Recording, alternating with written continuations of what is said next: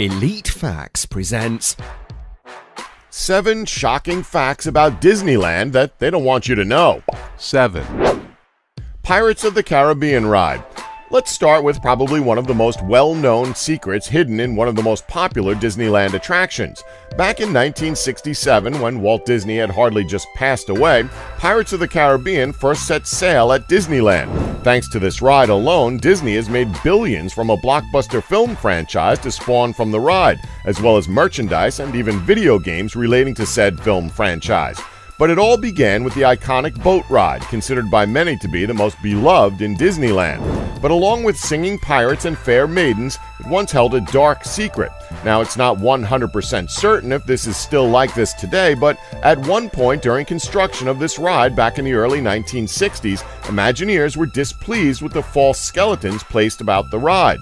They didn't look authentic enough. So what do you think the best solution for this would be? Hire better prop artists? No. The solution was simple. Use real human bones. The UCLA Medical School provided cadaver skeletons to Disneyland, which were positioned in the classic poses we see today. Yeah, welcome to the happiest place on earth. Enjoy looking at death, kids. Love it or hate it, it certainly is a spooky Easter egg that will hopefully remind patrons of the ride's eerie history for ages to come. 6. The Haunted Mansion is actually haunted.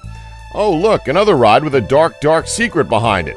The Haunted Mansion, home to G-rated scares that provoke more delighted squeals than blood-curdling fear shrieks. This ride is a nice happy alternative for kids too wimpy to take Mr. Toad's Wild Ride. The Haunted Mansion was built with everyone in mind, as it has something for everybody: children, adults, and funerals. We're not even joking. Apparently, it's somewhat common for a person's dying wish to have their ashes dumped on Disney rides, most popularly the Haunted Mansion. Nobody really knows when it started or who values their eternal remains so little that they'd ask to have them scattered in a place that's probably filled with the tears of children too scared of the ride. But here's the thing though, this kind of thing happens so often that security and custodial crews actually had to institute a procedure for handling it. Guards closely monitor the ride through surveillance cameras and even walk the length of the track after hours to look for suspicious piles of ash and bone fragments, presumably just further deepening their regret at signing up for that Disney internship they learned about from their high school drama teacher.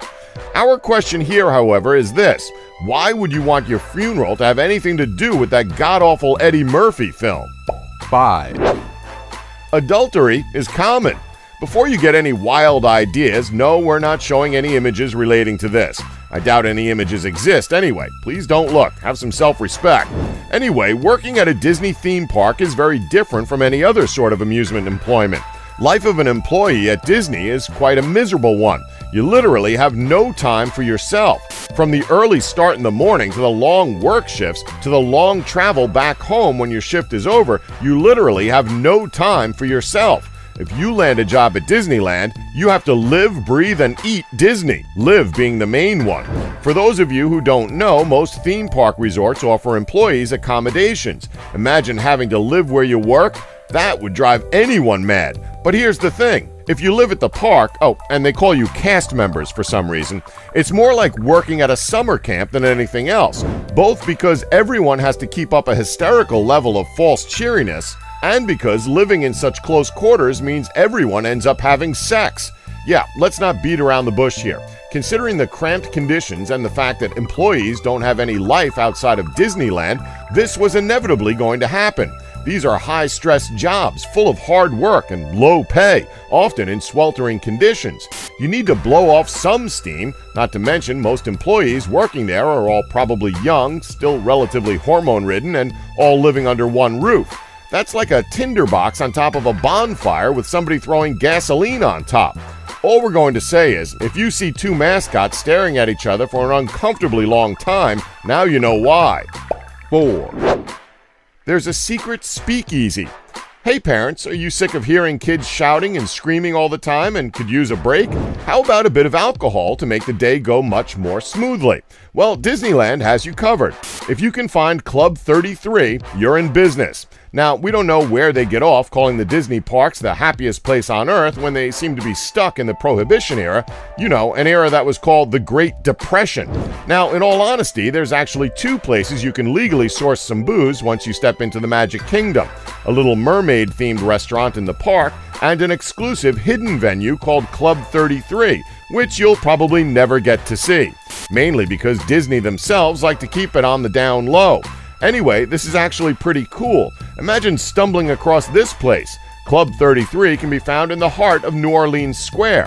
Club 33 is a private club, and although every Disney attraction has a park-wide liquor license and has set up bars for private events, it's pretty much the only place to get booze in the parks.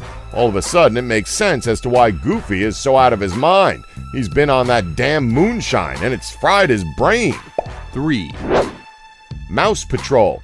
As your children roam through the happiest place on earth, they're probably going to be greeted by the odd cat on their travels. I mean, that's not a bad thing, is it? Being greeted by an adorable little kitty on your journey through the world of imagination? Unfortunately, these cats are anything but adorable. The word rabies is one that comes to mind. Why? Well, see, Disneyland has a secret army of filthy and diseased stray cats that roam the park grounds every night. It all started in the early years of Disneyland when ride operators found themselves clearing out the whole park of dead mice by the truckload. It's not exactly something you'd expect from Disneyland.